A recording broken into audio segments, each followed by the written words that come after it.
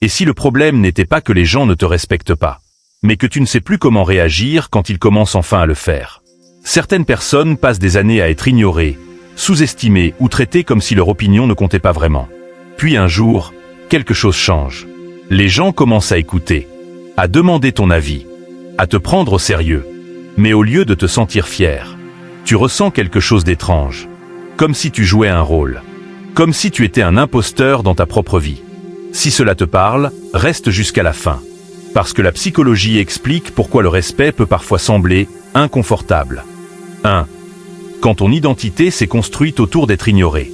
Quand tu grandis dans un environnement où tes idées sont souvent ignorées, ton cerveau apprend une chose très simple. Ma voix n'a pas beaucoup de valeur.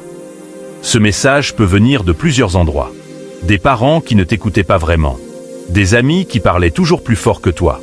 Des professeurs qui remarquaient les autres, mais rarement toi. Avec le temps, tu ne fais pas seulement l'expérience d'être ignoré. Tu commences à t'identifier à cette position. Tu deviens la personne discrète. La personne qu'on sous-estime. La personne qu'on ne remarque pas vraiment. Et ton cerveau s'habitue à ce rôle. Même si ce rôle n'est pas juste. 2. Le jour où tout change, ton cerveau panique. Puis un jour, quelque chose évolue. Peut-être que tu développes des compétences. Peut-être que tu gagnes en confiance. Peut-être que tu te retrouves dans un nouvel environnement. Et soudainement, les gens commencent à te respecter. Ils écoutent ce que tu dis. Ils prennent tes idées au sérieux. Mais au lieu de te sentir naturellement à ta place, ton cerveau ressent un décalage interne. Parce que ton identité intérieure dit encore « Je suis la personne qu'on ignore ». Mais la réalité dit maintenant « Les gens te respectent ». Et ce conflit crée une sensation étrange. Le syndrome de l'imposteur. 3. Pourquoi le respect peut sembler inconfortable? Voici quelque chose que peu de gens réalisent. Le cerveau préfère ce qui est familier, même si ce n'est pas bon pour toi. Si tu as passé des années à être sous-estimé, alors être respecté devient une situation nouvelle et inconnue. Et tout ce qui est inconnu active une petite alarme mentale.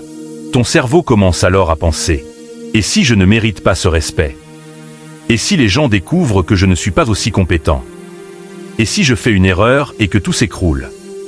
Ce n'est pas parce que tu es réellement un imposteur. C'est parce que ton esprit essaie de protéger l'identité qu'il connaît déjà. 4. L'autosabotage silencieux. Et c'est ici que beaucoup de gens font quelque chose d'inconscient. Ils sabotent les situations où ils sont enfin respectés. Pas de façon évidente, mais de manière subtile. Ils minimisent leurs compétences. Ils exagèrent juste un peu. Ils évitent de prendre la parole. Ils doutent d'eux-mêmes au dernier moment. Comme si une partie d'eux essayait de retourner vers l'ancien rôle. La personne qu'on ne remarque pas. Parce que même si ce rôle est injuste, il est familier. 5. Ce que la psychologie révèle vraiment. La vérité est simple. Tu ne te sens pas faux parce que tu ne mérites pas le respect. Tu te sens faux parce que ton identité intérieure n'a pas encore rattrapé ta réalité actuelle. Ton cerveau est encore habitué à l'ancienne version de toi. Mais l'identité n'est pas figée. Elle évolue. Et chaque fois que tu acceptes le respect, chaque fois que tu exprimes ton opinion, chaque fois que tu prends ta place, ton cerveau apprend lentement une nouvelle vérité. Ta voix compte. Peut-être que pendant longtemps, les gens ne t'ont pas vu à ta vraie valeur. Mais cela ne veut pas dire que cette valeur n'existait pas. Cela veut simplement dire que personne ne regardait au bon endroit. Alors si aujourd'hui les gens commencent enfin à te respecter, ne te demande pas si tu es un imposteur. Demande-toi simplement si tu es en train de devenir la personne que tu étais déjà censé être.